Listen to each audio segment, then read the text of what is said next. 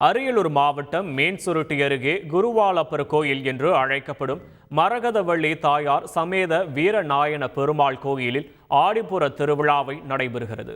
ராஜேந்திர சோழன் மனைவியால் கட்டப்பட்ட கோயிலில் விழாவை ஒட்டி 450 மாணவிகள் ஆண்டாள் வேடமிட்டு பரதநாட்டியம் ஆடியது பார்ப்போரை பரவசப்படுத்தியது.